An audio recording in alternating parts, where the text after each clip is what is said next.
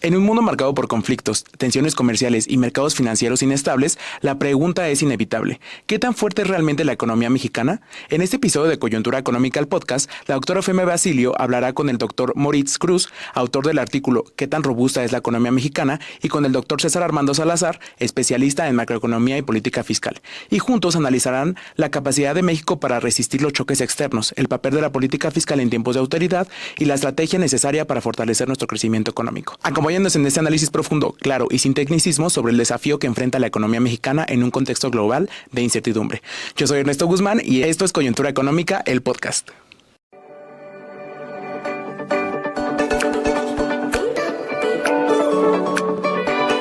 Es hora de hablar de coyuntura económica. Bienvenidas y bienvenidos a un nuevo episodio de Coyuntura Económica, el podcast. Hoy hablaremos sobre un tema crucial. ¿Qué tan sólida es realmente la economía mexicana en un contexto mundial lleno de incertidumbre? Conflictos internacionales, tensiones comerciales, inflación persistente y volatilidad financiera están poniendo a prueba la capacidad de respuesta de las economías emergentes. Y justamente para ello nos acompaña el doctor Moritz Cruz, autor del artículo ¿Qué tan robusta es la economía mexicana?, publicada en el Boletín Coyuntura Económica número 18, el recuento de la política económica en el marco de la austeridad, el cual está disponible en nuestra página web. La descarga es totalmente gratuita y encontrarán el enlace en la descripción de este episodio. Y para complementar la conversación, contamos con la presencia del doctor César Armando Salazar, investigador del IEC especializado en macroeconomía y política fiscal. Les voy a hablar un poco del doctor Moritz Alberto Cruz Blanco. Es investigador del Instituto de Investigaciones Económicas de la UNAM y actualmente es director de la revista Problemas del Desarrollo. Es doctor en Economía por la Universidad de Manchester y maestro en Economía por la UNAM. Sus líneas de investigación se centran en la macroeconomía heterodoxa, el crecimiento y el desarrollo económico. Ha publicado ampliamente sobre desindustrialización prematura, gasto público, empleo informal y política cambiaria. Doctor, bienvenido a Coyuntura Económica, el podcast. Es un gusto recibirlo por segunda ocasión en este espacio. Hace ya 3 años que fue nuestro padrino el podcast. En aquel entonces, pues, estábamos aún en pandemia y pues ahora las condiciones han cambiado y me da mucho gusto recibirlo nuevamente aquí. Pues muchas gracias por la invitación y la verdad es que espero haber tenido buena mano, ¿no? Al haber sido el padrino y agradezco de verdad que nos invites a difundir, ¿no? Temas de Muchas, coyuntura. claro que sí, doctor, muchas gracias. Y también nos acompaña el doctor César Armando Salazar López, investigador del IEC, adscrito a la Coordinación de Análisis Macroeconométrico Prospectivo. Él es doctor, maestro y licenciado en Economía por la UNAM. Ha sido reconocido con la distinción Universidad Nacional para Jóvenes Académicos, tanto en docencia como en investigación, y sus líneas de trabajo se enfocan en política fiscal, crecimiento económico y finanzas públicas. Doctor César, qué gusto tenerte en nuestro programa. Bienvenido. Muchas gracias por la invitación, güey. Y bueno, la economía mexicana es de las más grandes de América Latina. Justamente implica un entramado que nos habla de, bueno, servicios, manufacturas, exportaciones, remesas y una amplia base laboral informal. Y bueno, el desempeño reciente de la misma ha estado marcado también por un bajo crecimiento, una estructura productiva frágil y una alta dependencia del mercado externo, sobre todo de Estados Unidos. Justamente hoy nos preguntamos qué tan sólida es la economía, si estamos preparados ante un entorno incierto como es el que vivimos actualmente, con conflictos, tensiones, volatilidad financiera. ¿Qué pasa con los choques externos, no? ¿Cómo nos pueden afectar? Y para entenderlo mejor, ¿qué les parece si iniciamos con algunas de las preguntas que nos hicieron en redes sociales sobre este tema coyuntural? Bueno, justamente decíamos, vivimos en una complejidad diversa con conflictos armados, tensiones y alta volatilidad financiera. Todo esto puede afectar al crecimiento de las economías emergentes como lo son la mexicana. Doctor Moritz, al respecto, ¿cómo pueden las economías emergentes fortalecer su resiliencia frente a este entorno internacional tan incierto? Bueno, yo pienso que la respuesta está en función de cada economía, ¿no? Digamos que sugerir una receta para para todas las economías, ¿no? Es complejo porque no es lo mismo la economía mexicana, que tiene una estructura exportadora manufacturera, ¿no? Como mencionaste, con destino final o principalmente Estados Unidos, que los países sudamericanos, que en su mayoría producen bienes primarios y exportan bienes primarios. Más bien la idea de de pensar en la robustez, ¿no? Ante choques externos me parece que va en dos sentidos. Uno es precisamente eh, qué tan fuerte puedes mantener o sostener un crecimiento ante cambios en el comercio, en las reglas de comercio que han venido sucediendo, por un lado, y la otra, la parte de la volatilidad financiera, ¿no? Todo este ambiente de incertidumbre, lo que ha generado es en gran medida un reajuste de portafolios, como se le conoce, ¿no? Es decir, los grandes inversionistas deciden mover sus recursos hacia activos más seguros, principalmente oro en este caso, y eso tiene impacto en las salidas y entradas de capital a los países y por lo tanto en sus tipos de cambio. Entonces, en esas dos grandes perspectivas, ¿no? Habría que evaluar para cada país cómo podría ser las medidas que podría implementar para ser robusta y por lo tanto también para evaluar qué tan robusta es. Ujú. Sí, en efecto, ¿no? Pues cada economía es distinta, a pesar de que a veces piensan que América Latina somos un solo bloque en conjunto, ¿no? Pero lo cierto es, como dice doctor Moritz, que difiere, ¿no? Y en el caso de México, César, ¿consideras que México ha desarrollado las capacidades necesarias para resistir choques externos o seguimos siendo vulnerables a los vaivenes internacionales? Pues, habría que pensar qué clase de choques, porque, por un lado, si tenemos un choque financiero, pues, puede ser de tal magnitud que las reservas no alcancen, o tampoco las líneas de crédito que tenemos adicionales, porque además, México, o sea, si bien es cierto que tiene un importante monto de reservas internacionales, no es el de otras economías emergentes, ¿no? Con respecto al PIB, por ejemplo. Entonces, eh, digamos, sí creo que no es que seamos, vulnerables per se, sino que el tamaño de la vorágine internacional puede ser de tal magnitud que ningún país puede estar, completamente resguardado. Ahora, me parece que desde el punto de vista, técnico, pues sí, la autoridad, monetaria, y el acompañamiento fiscal que se debe, pues ha sido el adecuado, el que indicaría la receta, ¿no? Hemos mantenido tasas de interés relativamente altas y aunque se ha venido, digamos, disminuyendo la brecha entre la de Estados Unidos y la de México, pues finalmente eso ha repercutido en un gran costo financiero, ¿no? Eh, pero digamos que así es la receta, o sea, mantener altas tasas de interés. Y por otro lado, me parece que el punto más a destacar es el de las exportaciones. México, digamos, exporta prácticamente todo, ¿no? El 85-90% de las exportaciones van hacia Estados Unidos. Y entonces allí sí, digamos, las tensiones comerciales podrían generar algún tipo de respuesta, ¿no? Hemos tenido sorprendentemente, pues no las respuestas esperadas a veces, pero me parece que estamos en un periodo de reajuste y entonces, como decía Moritz, pues tenemos necesariamente que observar endógenamente cuál es el mejor manejo que se le puede dar ante estas dos posibilidades de choques externos, ya sea por la vía financiera o por la vía comercial, ¿no? Yo creo que entre la vía comercial es en donde sí podríamos tener ahí un mayor impacto, pero pues habrá que ver en qué condiciones se da. Ujú.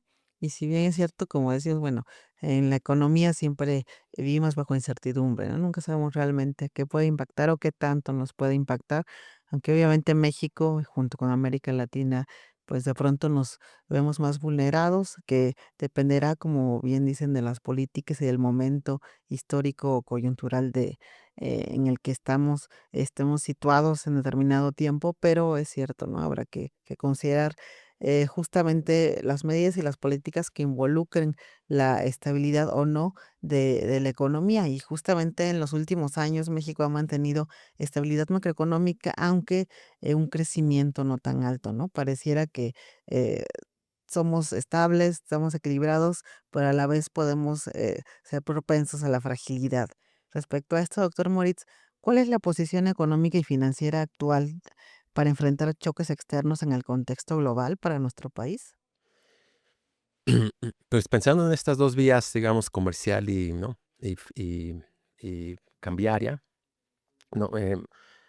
Uno tendría que pensar en ciertos indicadores macroeconómicos que, digamos, que observan los inversionistas internacionales y que son estándares, ¿no?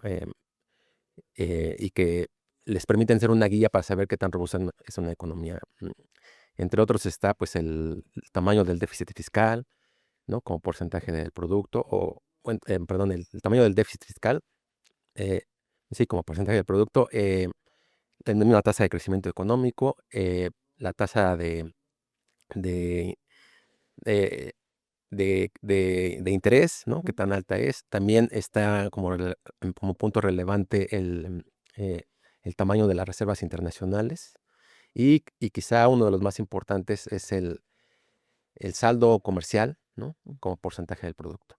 Si uno, ¿no?, observa esos indicadores, pues están dentro de los márgenes manejables, todos ellos. Y eso le permitiría a unos, ¿no?, sugerir, ¿no?, por ejemplo, que no hay posibilidad todavía de que México sufra estragos económicos, ¿no? De tipo comercial, de tipo financiero principalmente, al tener estos indicadores relativamente sólidos. Pienso, por ejemplo, en el caso de la cuenta corriente, ¿no?, que es básicamente cercana a, a cero o fluctuando, ¿no?, al menos 1%, pues, digamos, para este año, como porcentaje del PIB. Esto, ¿no?, es pequeño, y el saldo de divisas que tiene la economía mexicana le permite prácticamente financiar cualquier déficit de cuenta corriente. Y esto sugeriría que no podría haber una corrida contra el peso, ¿no?, que es lo que usualmente hemos vivido.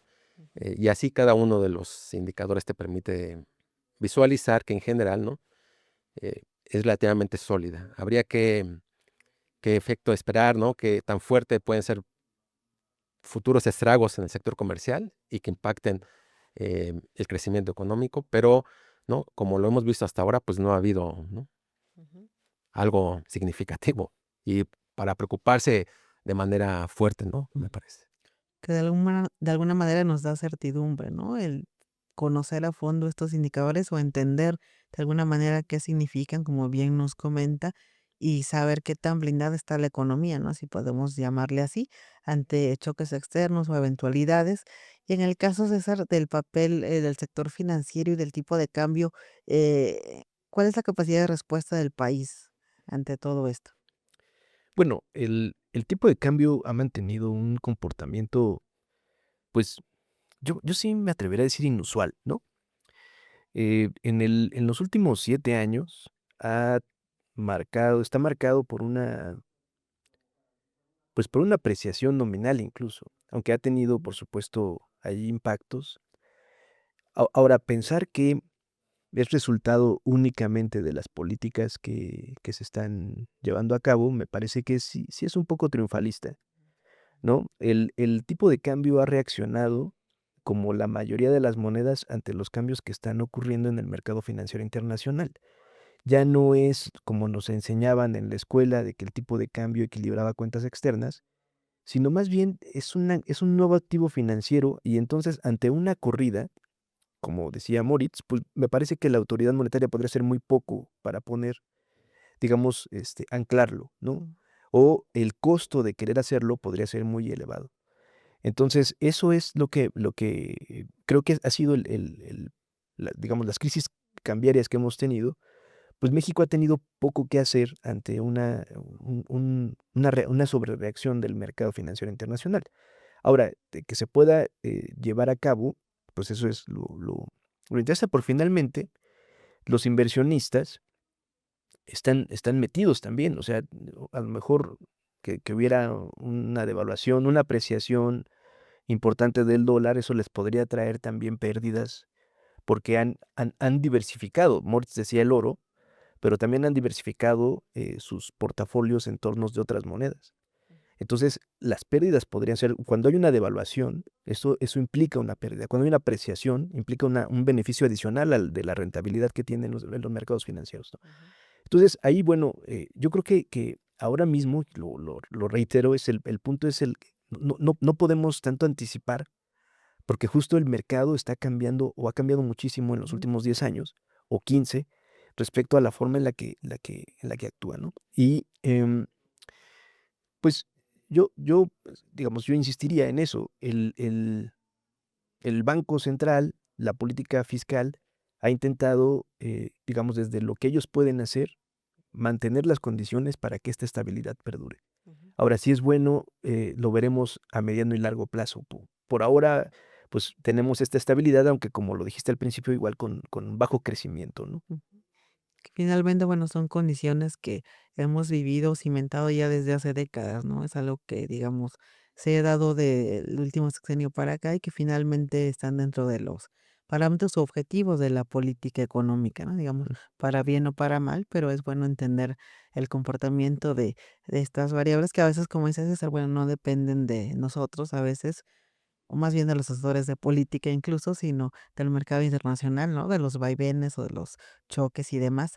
Y bueno, también uno de los temas más debatidos ha sido el manejo fiscal del actual gobierno, que también lo comentábamos ahora, la llamada austeridad republicana que busca reducir el gasto de alguna manera para incidir ya no tanto en el crecimiento, sino en la estabilidad y también impulsar a la inversión pública. Doctor Moritz, ¿qué está ocurriendo en el ámbito fiscal del actual gobierno y qué panorama se vislumbra para los próximos años? Bueno, pues contrario a lo que sucedió, sobre todo en el sexenio anterior, es que esta administración inició con un gran déficit, bueno, que heredado finalmente, eh, o ya planeado por, ¿no? Decían todos los proyectos, el déficit más alto en estos últimos años. Y este año lo redujo un poco, o la predicción es reducirlo un poco, pero aún se mantiene elevado, ¿no? Em, Esto no está mal, me parece, dentro del contexto, ¿no? Local e internacional, ante, ¿no? un debilitamiento del sector comercial, pues debe hacerse uso de la política fiscal para, ¿no? para impulsar la demanda, eh, y que está acompañado además este déficit con ingresos, ¿no? crecientes, que también es algo inusual, digamos, ¿no? ante todas estas políticas anticorrupción que han permitido incrementar. Sigue siendo, desde luego, insuficiente, ¿no? La recaudación para las necesidades de este país, ¿no? En términos de inversión, por ejemplo, ¿no? Inversión pública, que sigue siendo relativamente baja como porcentaje del producto. Pero el hecho de que tengas un déficit, ¿no? relativamente importante, pues me parece que es una señal buena, ¿no? en Ujú, términos de demanda agregada. Y si está acompañada además de crecientes ingresos, por el momento, por la vía que sea, que está bien. Desde luego va a quedar pendiente, ¿no? Esta idea de una reforma fiscal progresiva, ¿verdad? sí. Que permita consolidar, no en un punto, en dos, sino en cuatro o en cinco, ¿no? los ingresos públicos, que es en realidad lo más sano que le puede pasar a cualquier economía. Ujú, Entonces, por el momento me parece que eh, las políticas fiscales han estado, ¿no? pues estables, digamos, dentro del ámbito convencional, pero, ¿no? gastando un poco más, por lo menos el año pasado y este. Y eso pues ha permitido, si no impulsar ¿no? el crecimiento, por lo menos mantener los compromisos que se tenían en términos sociales y obviamente de financieros y de gasto corriente, que me parece que, y de inversión pública, aunque sea pequeña, pero que es importante finalmente. ujú. Que de alguna manera, pues, son tareas, pendientes, ¿no? Muchas que hay por hacer y también la política fiscal de pronto se ha acomodado a los parámetros que deben cumplir respecto a política económica, pero bueno, lo cierto es que sí, ¿no? Se han estado de una manera impulsando en este gobierno y en el pasado ciertos objetivos que para los fines a lo mejor esa austeridad implica, hacer uso, ¿no? Como decíamos, sí del déficit del gasto en cierta medida, para unos estará bien empleado, para otros no, pero habrá que entender desde el panorama, desde la lupa que se esté planteando esa política, ¿no? Y justamente, César, quería preguntarte desde tu perspectiva, ¿qué tan sostenible es este modelo de política fiscal y qué riesgos observas en el mediano plazo? Bueno, yo creo que sí es importante que el Estado incremente los ingresos fiscales, ¿no? O sea, Ese creo es el principal o debería ser el principal objetivo porque es lo que tiene la primer limitación. Ahora, respecto a lo que mencionaba Moritz, o sea, sí es importante como la expansión del gasto y hubo afortunadamente proyectos de inversión muy importantes, ¿no? Que pueden ser muy criticados, o sea, eso, eh, eh, digamos, sobre todo para los que ven ahí como más bien, como decían, fastuosos, faraónicos proyectos, pero que son importantes para el desarrollo local. Yo creo que el problema viene de digamos, desde la parte fiscal, del costo fiscal, como siempre se dice, del costo fiscal del endeudamiento, o sea, el costo fiscal de la política monetaria seguida. Porque si todo fuera déficit con el propósito de incentivar actividades productivas, pues tendría un mejor uso. Pero muchos de los puntos porcentuales del gasto, bueno, del PIB, del gasto, es costo financiero, que se da justo porque a partir de que comenzaron pues estas políticas antiinflacionarias por parte de los bancos centrales, se tuvieron que elevar las tasas de interés, pues eso incrementó de forma importante lo que el Estado tiene que pagar por adquirir esa deuda, ¿no? Entonces, me parece un despropósito y creo que por eso el presidente, ¿no? Andrés Manuel, estaba en contra de que se elevaran las tasas. Él decía que se tenían que bajar porque justo le resta gasto para otras actividades que podrían tener mucho mayor beneficio a la sociedad que el simple hecho de estar pagando deuda. Entonces, yo creo que el punto nodal, y a lo mejor hablar de reforma fiscal siempre es algo, eh, siempre es algo que asusta, pero pues sí habría que decir que es importante. Ha habido un incremento significativo de los ingresos tributarios dado por una mejor fiscalización, mejores instrumentos para que las empresas paguen, las personas paguen lo que deben de pagar, o sea, evitar la elusión, mayores controles fiscales que sí han dado frutos, y eso lo hemos observado en los últimos 5 o 6 años, pero tenemos que transitar hacia un esquema que permita consolidar un mejor régimen, y no creo que sea una cuestión de elevar impuestos, es de incrementar la base tributaria, ¿no?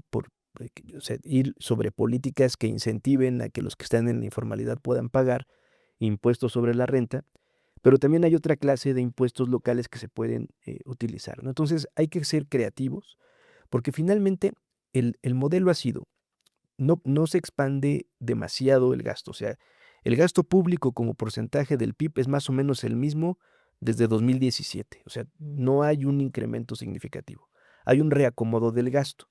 Y salvo estos proyectos productivos, en realidad el gasto público no ha tenido la capacidad de generalizarse para incentivar actividades productivas. Pero sí ha tenido la posibilidad de darles una transferencia a personas que tienen una propensión a consumir importante, o sea que llegan esos recursos y los consumen, lo cual sí puede incentivar, sobre todo en ámbitos más locales, rurales, el consumo y tener, bueno, pues una ventaja, o sea, para la actividad económica. Pero el problema es que eso va a ser limitado.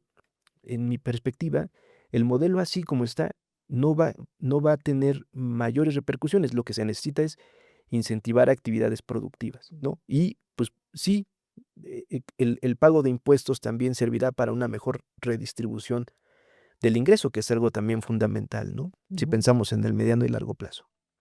Que finalmente, como hemos dicho, son retos importantes, ¿no? Que habrá que repensar y analizar, y justo creo que estos espacios son importantes por eso, ¿no? Que de algún modo nos escuchen o nos tomen en cuenta, si pudiera ser, de parte de los hacedores de política, porque estamos pensando o estamos inventando bajo una lógica, y ya dijimos, bueno, estabilidad, austeridad, pero ¿qué pasa con el resto de las preocupaciones, tanto de la población o como decías, hacia dónde se dirige ese recurso, a lo mejor a los que tienen mayor propensión al consumo, pero finalmente se está cumpliendo con el objetivo real? Entonces creo que es importante, ¿no? Que ya dijimos, hay que mucho que hacer, y justamente pues estamos en la globalidad ante la incertidumbre y un margen fiscal reducido. ¿Qué se podrá hacer al respecto de esto, ¿no? Para fortalecer, sí, la economía sin sacrificar la estabilidad, si es lo que que no se quiere hacer. Y justamente, doctor Moritz, sobre esto quería preguntarle, ¿cuáles serían sus recomendaciones de política económica ante el panorama actual? Yo creo que la principal recomendación realmente sería mirar hacia el mercado doméstico, ¿no?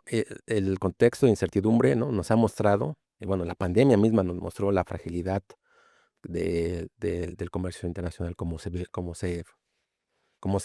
formó en el proceso de globalización, ¿no? Los mismos países desarrollados sufrieron de grandes fragilidades, ¿no? Cuando emergió la pandemia. Este, y en ese sentido, México, ¿no? Pues tiene que mirar, como lo hacen esas economías, a su mercado doméstico principalmente, para evitar, ¿no? En cierta medida, estar pues al vaivén, no solamente del mercado, sino ahora del humor de un presidente, ¿no? Lo cual es ridículo, digamos. Entonces, de- ya como está el tratado y demás, renegociarlo de la mejor manera, me parece, ¿no? Intentando obtener ciertas ganancias, ¿no? Realmente ventajas para el país, a eso me refiero. Eh, y paralelamente, o quizá de manera más intensiva, ¿no? Lograr que el mercado doméstico pues registre un crecimiento importante. Para eso está la inversión pública, que no solamente debe de, de debe de buscar incentivar la inversión privada. O sea sola o que sea acompañada, como generalmente se ha hecho en muchas economías exitosas. Es necesario que el gobierno intervenga de manera fuerte, ¿no? Estratégica, o sea, es decir, que el Plan México, ¿no? Eh, recargado, por decirlo así, ¿no? Sí. Que haya una fuerte gasto público en ciertas áreas, en ciertos sectores estratégicos para que eh, se sustituyan importaciones, puede ser por un lado, se generen nuevas industrias, ¿no? Y que abastezcan el mercado doméstico, que este mercado es muy grande y muy importante. Tú mencionabas que es una de las economías o es la más grande, ¿no? O quizá después de Brasil, la mexicana. Sí, sí. Bueno, tiene un mercado doméstico muy importante y que debería estar abastecido por empresas nacionales. Em, Imagínate que hoy tuviéramos una empresa que produjera automóviles. ¿Cuántos autos chinos no se dejaran de importar? O estadounidenses o japoneses, ¿no? Entonces, o que tuviera una industria que produjera celulares, ¿no? Teléfonos celulares. ¿Cuántos de nosotros estaríamos usando un teléfono mexicano? Bueno, pues es el momento. Eso fue ayer, digamos. Eso era ayer. Y como no se hizo ayer, pues se tiene que hacer hoy, empezar hoy, aunque nos tardemos más. Yo creo que tiene que enfocarse al mercado doméstico, eh, dejar que el sector externo, ¿no? Pues, digo, se cuide por sí solo, porque los intereses de empresas transnacionales están ahí, ¿no? Principalmente, y mirar fuertemente al poder adquisitivo de los trabajadores, a que los trabajadores tengan condiciones dignas, ¿no? Y eso va a fortalecer el mercado doméstico, ¿no? La mayor demanda, a incorporar quizá a muchos de estos trabajadores informales a la formalidad o de alguna manera también que tengan derechos sociales y demás. En fin, hay mucho por hacer por la parte doméstica que permitiría la robustez, quizá no un crecimiento económico explosivo, pero sí mejores condiciones de vida de todos. De la población, ¿no? Exactamente. de, de manera prioritaria y bueno, finalmente el Estado tiene que cumplir con la función social y de maximizar el bienestar social. Pero César, ¿tú coincides con esta visión o consideras que se requieren medidas más profundas incluso para lograr un crecimiento sostenido de largo plazo? No, bueno, coincido con Moritz en todos los aspectos, ¿no? Yo pensaría que sí es importante el relanzamiento productivo, ¿no? Y tener como elementos que se han discutido en otras épocas para traerlos, no pensar no quedarnos con el discurso de que hay herramientas financieras que ya no se pueden usar hoy. Yo creo que una de las grandes faltas del Plan México, o sea, porque el Plan México tú lo miras y dices, pues está muy bien impulsar estos sectores, está muy bien impulsar estos polos de desarrollo, pero el problema es ¿con qué dinero? O sea, mientras no existan mecanismos eficientes de financiamiento, simplemente eso va a quedar como buenos deseos. Y entonces ahí el único punto que en el Plan México, el único punto que se trata es que se tiene que incrementar el crédito bancario, pero digamos en el porcentaje que sea, pero sin indicar cuáles serían los mecanismos que el Estado podría utilizar con el propósito de incentivarlo, ¿no? Entonces, mientras no haya financiamiento, y yo creo que ese es el punto que todas las experiencias de desarrollo nos han dejado, que hay mecanismos de financiamiento muy específicos con el propósito de echar a andar sectores estratégicos. Ahora, a lo mejor ya no, ya, como dices, ya quedó, ya era atrás automóviles, celulares. Ahí parece que el punto es encontrar las nuevas industrias que se van a insertar, o sea, buscar lo que va a venir con el propósito de efectivamente generar. Y a lo mejor asociaciones público-privadas podrían resultar, pero también el Estado, hay experiencias también de que el Estado fue un buen administrador, por más que nos digan que no, el Estado puede también tomar las riendas, ¿no? Yo creo que eso es lo que impulsaría aún más. Un Estado que finalmente sí tenga esta posibilidad de regular y además liderar el cambio técnico para encontrar esas nuevas industrias, o no, pero digamos, encontrando también mecanismos de financiamiento eficientes. Ujú. Y finalmente, volvemos a caer en cuenta que el Estado es importante, ¿no? Que el actuar adecuado, obviamente, porque también el Estado falla, el Estado, hablamos de corrupción y demás, pero un Estado enfocado, como bien comentan ustedes, a objetivos prioritarios fundamentales y blindando de alguna manera la economía, creo que es algo que debe retomarse de alguna manera y, bueno, también el uso de la política fiscal activa y adecuada, y ya hemos dicho también la monetaria, y creo que, bueno, son temas muy importantes e interesantes que hay que siempre poner sobre la mesa, y ahí nos llevamos un panorama muy claro sobre la fortaleza, aunque también sobre las vulnerabilidades de la economía, y no me queda más que agradecer profundamente a ambos, al doctor Maurice Cruz por compartirnos su análisis y al doctor César Armando Salazar por acompañarnos en esta reflexión tan necesaria e importante. Muchas gracias a los dos. No, al contrario, Fe, muchas gracias. Gracias por la invitación. Y bueno, recuerden que pueden leer el artículo completo de Dr. Moritz, ¿Qué tan robusta es la economía mexicana?, en el Boletín Coyuntura Económica número 18, disponible gratuitamente en la página de Coyuntura Económica YEC. No olviden seguirnos en Spotify, YouTube y en nuestras redes sociales que están apareciendo ahora en pantalla. Yo soy Eufemia Basilio y los espero en el próximo episodio de Coyuntura Económica, el podcast.